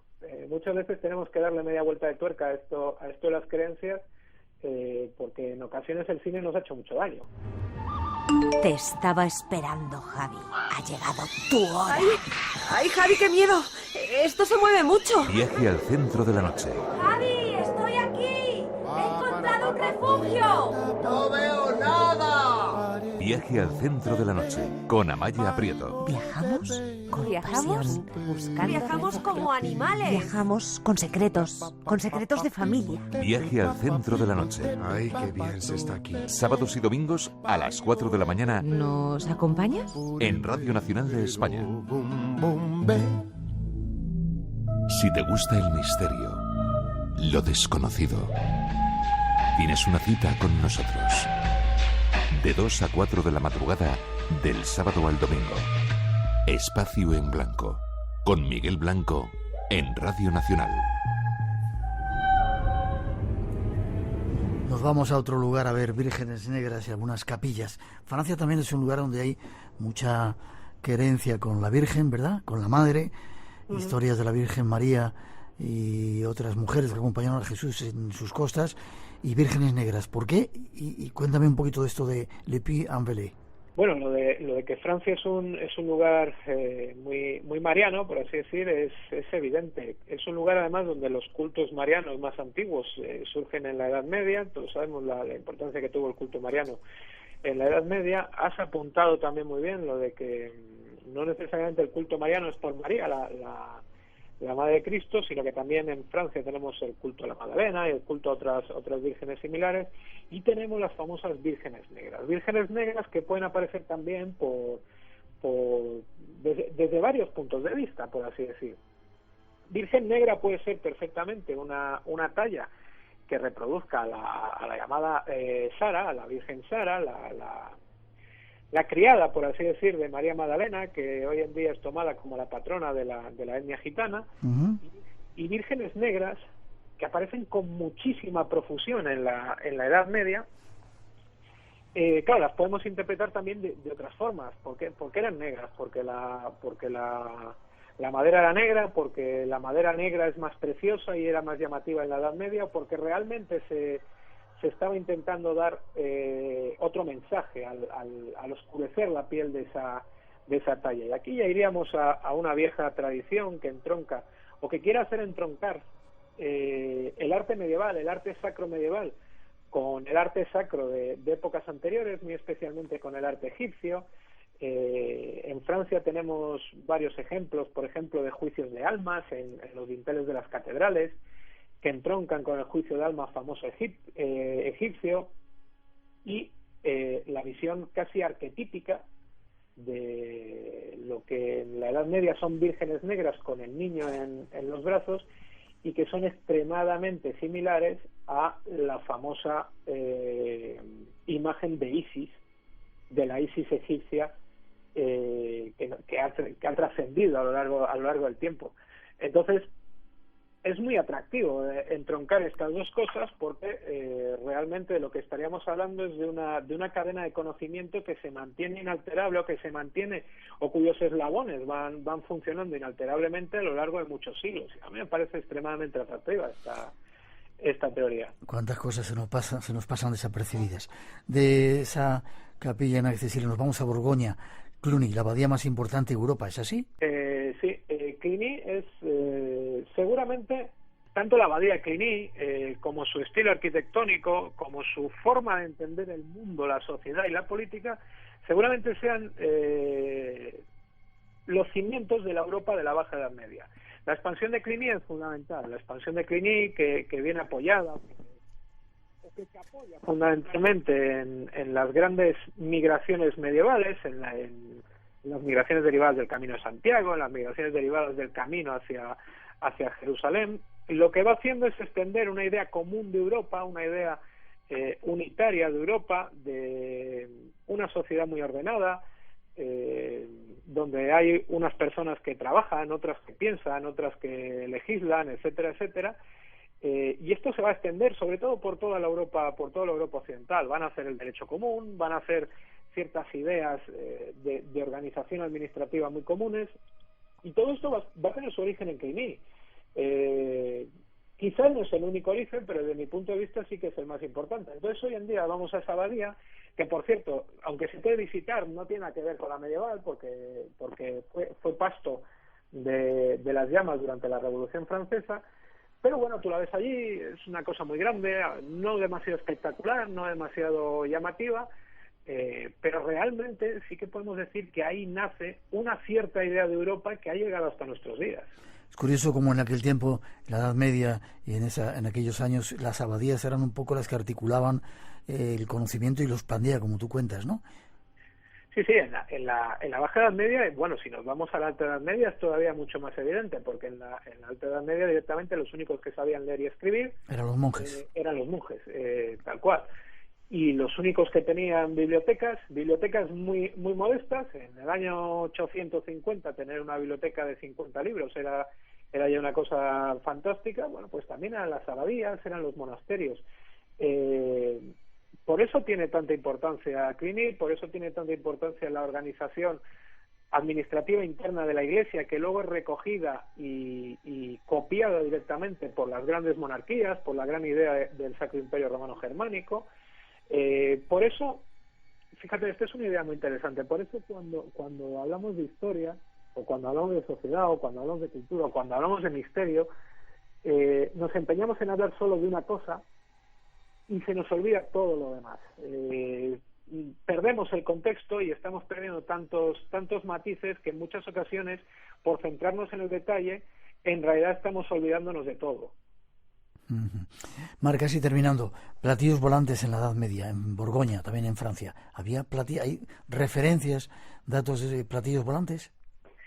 hay referencias a platillos volantes en la Edad Media, hay innumerables, absolutamente innumerables.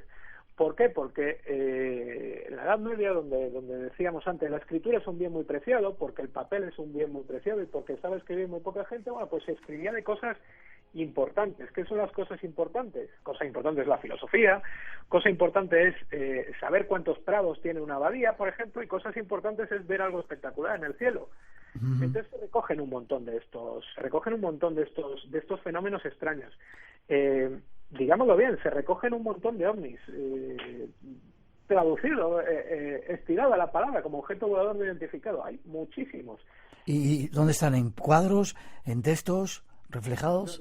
Nos los podemos encontrar en multitud de textos. Es muy conocido, por ejemplo, el famoso texto de los nuberos de Magonia.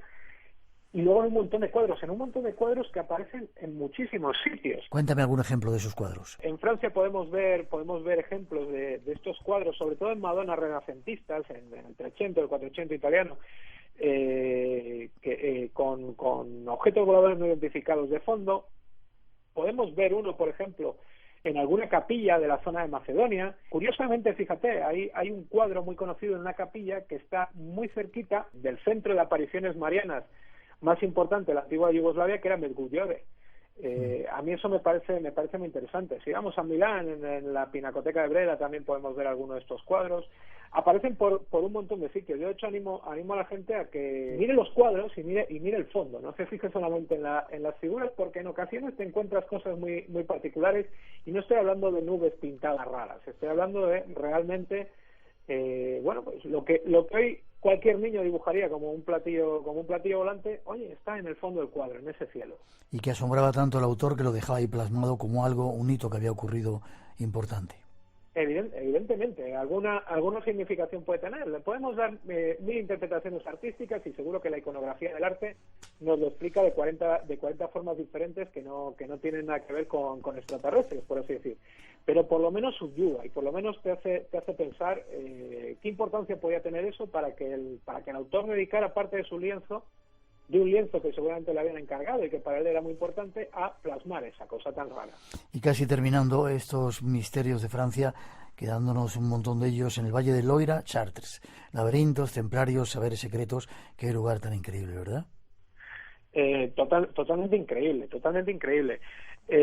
Chartres, a mí es una de las catedrales que más me impresiona visualmente, porque es realmente imponente. Es una catedral, además, que se alza por encima de una ciudad relativamente baja, entonces se ve desde muchos kilómetros a la redonda. Y si tuviéramos que destacar algo, una de las cosas que has dicho que a mí me subyuga mucho, que es el laberinto que está recorriendo toda la nave de la catedral, que se va a reproducir en un montón de catedrales góticas, que después se va a reproducir de forma más esquemática en edificios renacentistas. Por ejemplo, en el Duomo de Florencia hay un laberinto esquemático, pero que parece claramente inspirado en estos otros laberintos, y que en el fondo este laberinto de Chartres, seguramente que algún oyente de Galicia le sonará esto, son muy similares a los laberintos que aparecen plasmados, que aparecen fijados en piedra en algunas de las zonas de Galicia, laberintos de origen celta. Es un laberinto que deberíamos poder recorrerlo, o mejor dicho, tendríamos que imaginárnoslo recorriéndolo en la Edad Media, descalzos, recorriendo todo el laberinto, en contacto con la propia tierra, en contacto con los ríos subterráneos que sabemos discurren por Chartres. Desde luego es una descarga energética brutal, y también tenemos que tener en cuenta, también nos puede subyugar la idea de realmente qué querían decir, o qué quería decir el que puso un laberinto en mitad de lo que podríamos llamar la casa de Dios, ¿no? No parece el lugar más adecuado para estar vagando a lo largo de un laberinto, con muchas salidas, con muchas puertas falsas, con lugares donde te puedes perder. Bueno, ¿cuál era la idea? ¿Cuál era la intención?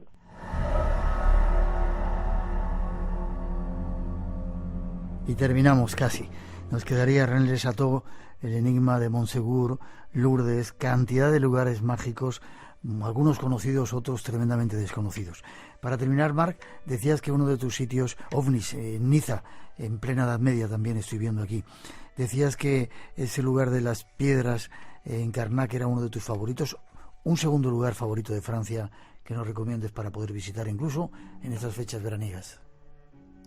Bueno, vaya, para las fechas veraniegas ahí hace bastante calor porque es la zona del mediodía. A mí me gusta mucho Gévaudan, el lugar de la bestia. Me gusta mucho por dos razones. No es un sitio espectacular, es la Francia más profunda. Digamos que quien quiera visitar este lugar puede conocer la Francia más rural, la más tradicional, donde, bueno, pues con su bar pequeñuco, donde se come muy pronto y se apagan las luces muy pronto y tal.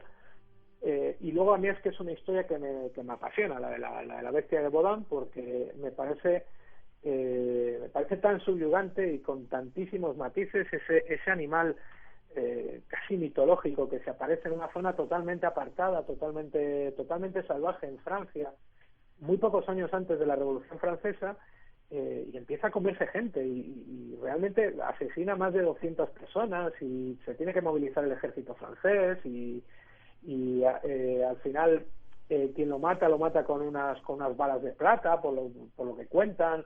Se conserva el esqueleto, pero se pierde en la Revolución Francesa, solamente tenemos algún grabado. A mí me parece una historia apasionante y de la cual tenemos además la certeza que es verdad, o sea, que ocurrió realmente. Por lo tanto, lo único que podemos tener a partir de esta historia, la bestia, son interpretaciones, pero no podemos tener jamás la duda de que pasó o no. Podemos pensar que era la bestia, si era una sola bestia, si algún desalmado se aprovechó de que había un lobo muy grande para hacer sus barbaridades, pero realmente ocurrió.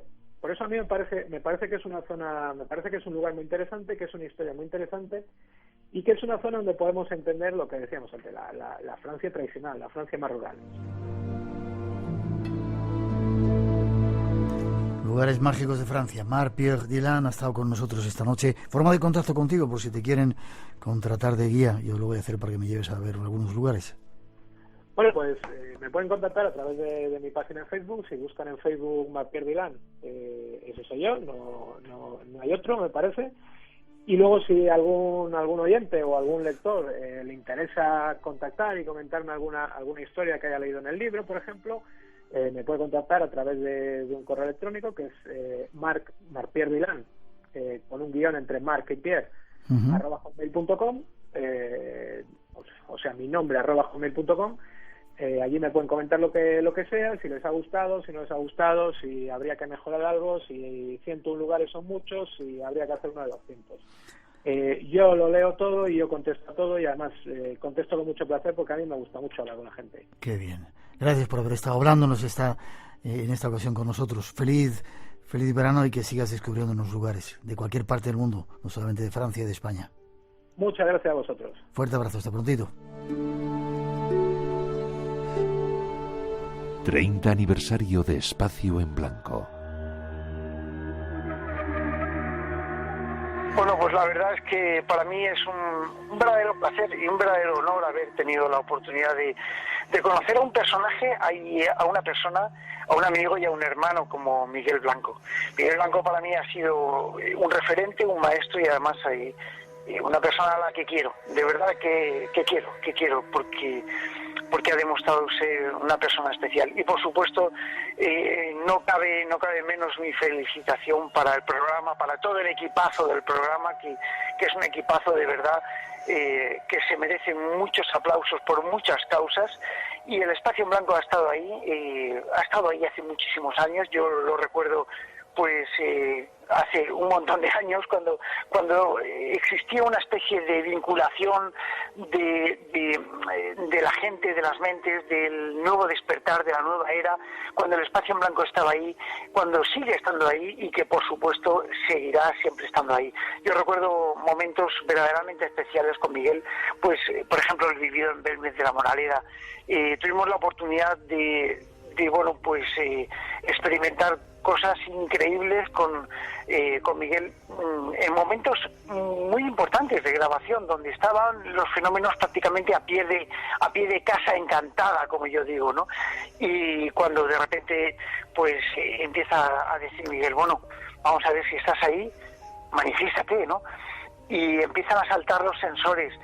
No, pero esto puede haber sido una casualidad. A ver, si estás, vuelve a manifestarte y los sensores vuelven a saltar, ¿no? Yo vi que a Miguel le cambiaba la cara un poco diciendo, bueno, aquí no estamos solos y va a ocurrir algo. Pero bueno, estas son anécdotas que de algún modo forman parte del entramado del mundo del misterio, del mundo de la investigación de verdad, del mundo de estar ahí a pie de calle haciendo radio, grabando, en este caso, bueno, pues haciendo televisión, y te das cuenta de que el mundo está compuesto por este tipo de realidades, ¿no? Y esas realidades a veces se acompañan de fenómenos, y esos fenómenos son los que son demostrativos y los que llegan a la gente y los que a través de programas como El Espacio en Blanco pues vuelven a llegar, vuelven a incidir, y por eso El Espacio en Blanco gusta, porque es un programa para la gente y está hecho para demostrar cosas para el pueblo, para que la gente se dé cuenta de que en efecto hay cosas un poco más allá de las realidades que aparentemente son indiscutibles. Todo el mundo del misterio con Miguel Blanco en Radio Nacional de España.